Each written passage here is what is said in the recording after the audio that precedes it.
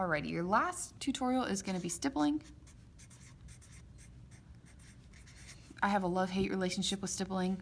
I love how it looks, but I hate doing it because it takes forever.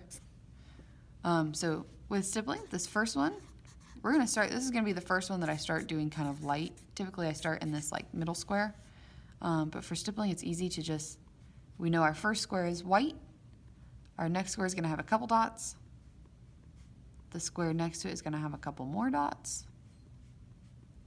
This middle tone square, I'm trying to kind of space the dots out evenly. It doesn't always work.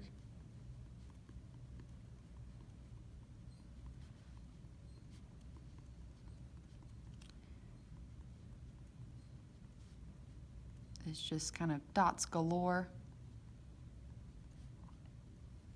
Alright, and then this one we're going to get darker.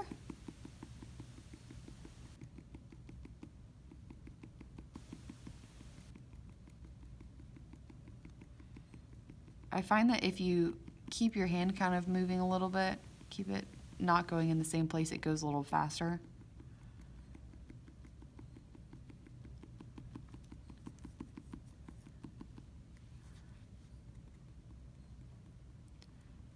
The stippling is definitely something I recommend using a Sharpie or a marker for so that it bleeds out a little bit to make these dots look bigger than they actually are. If you're doing this with a pencil, or if you're doing this with a pencil, sorry, it takes forever. All right, so we have all of our dots here. And then in our last one, we're gonna go through and add all of these dots so super close together so that it is almost black. I'm not just shading, I am actually physically doing all of these copious amounts of dots.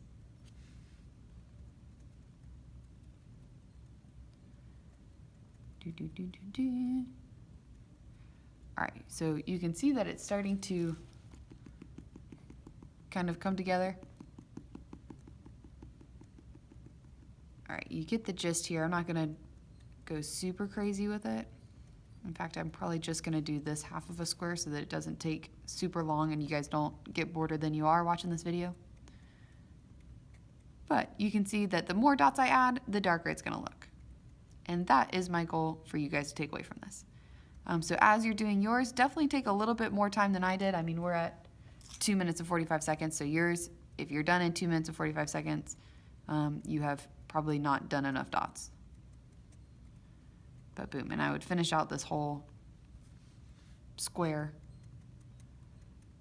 and make the whole thing as dark as possible. It should, in turn, when you're looking at it, it should match your other ones that you've done color-wise or value-wise. So if you're doing it, you're like, wow, this value scale looks much lighter than the cross-hatching and hatching one, go back and add more dots.